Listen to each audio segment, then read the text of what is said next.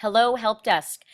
Today we're going to be talking about screencasting, and I'm going to be giving you some tips for best practices for creating your very first screencast. This is a big part of the Help Desk program, and all of the screencasts that you create will be uploaded to the EdTech training section of your blog. So the first screencast that you'll be creating this semester will be with the built-in screencasting tool for the Mac. It's called QuickTime.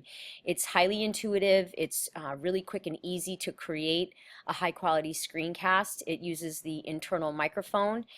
You can choose either audio or screen recording. In the case of your screencast, you'll be doing both. You will be projecting your iPad onto the Mac using AirPlay. So some tips for success for creating your first screencast. First and foremost, you want to record in a quiet place. The bell just rang, you are all at lunch, so I have some time to create this screencast in a location where it's quiet and I'm not going to be interrupted. So you're going to want to make sure there's no background noise when you record your screencast. You also want to rehearse before you start because you'll be demonstrating technical aspects of applications on the iPad. So you're going to want to make sure you know the particulars of that cold. So practice several times before you start recording. You also want to keep the screencast between 3 and 5 minutes.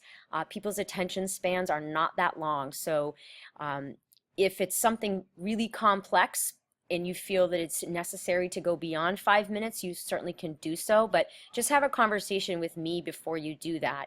A perfect example of that would be Book Creator.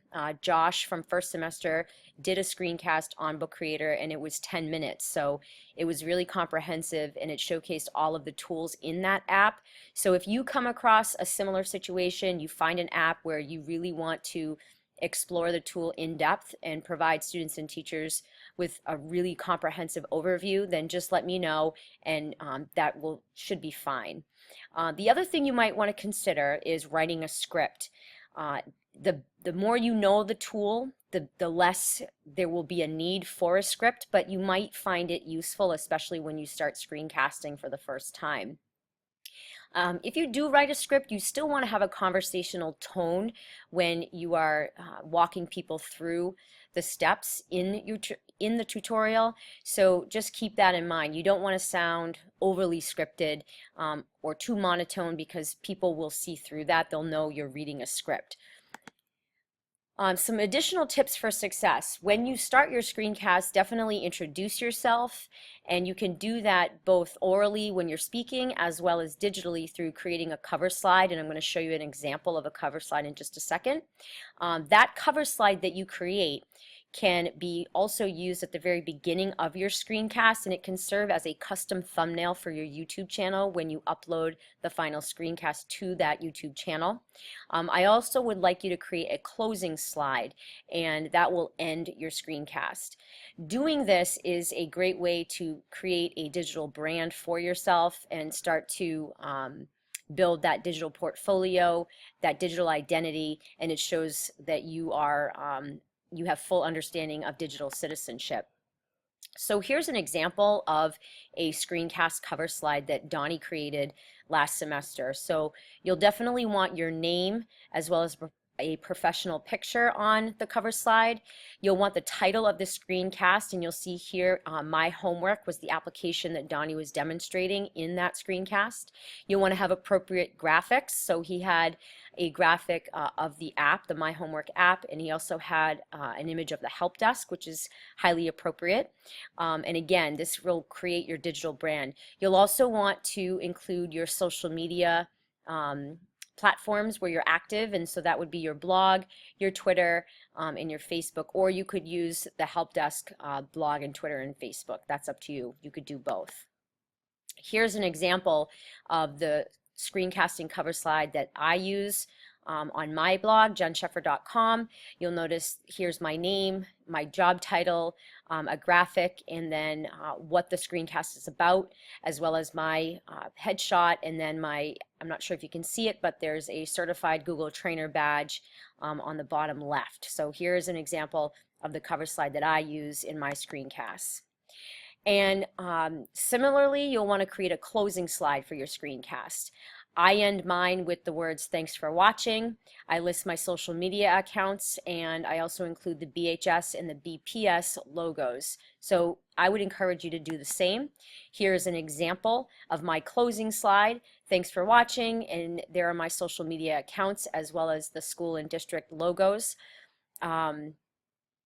And again, this is a great way to create that digital identity.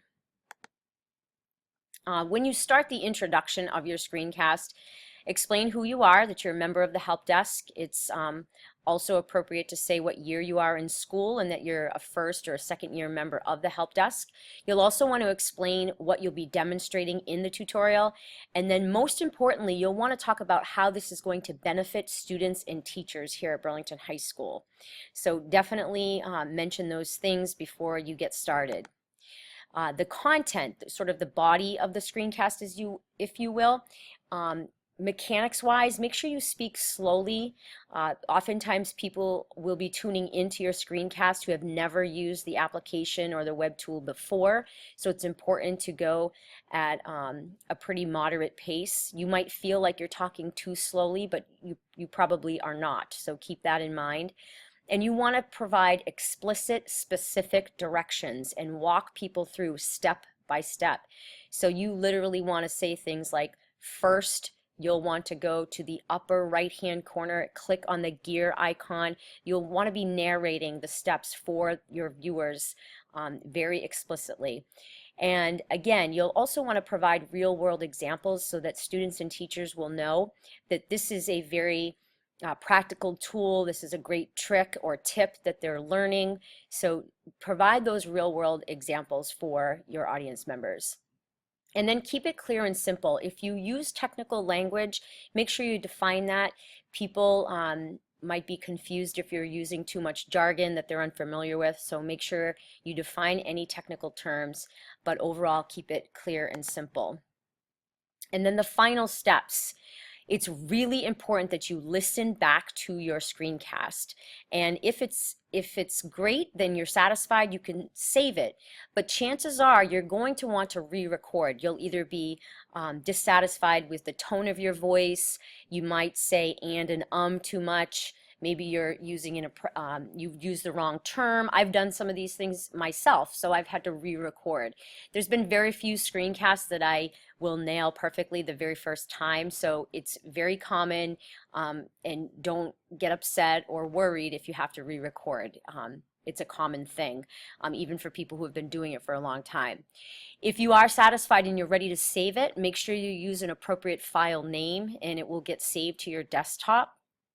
And then what you'll do with that is you're going to import that file into iMovie, and that's where you're going to add your cover and your closing slides. Now, I forgot to mention earlier, my recommendation is to create your opening and your closing slides using Google Drawings or a similar tool.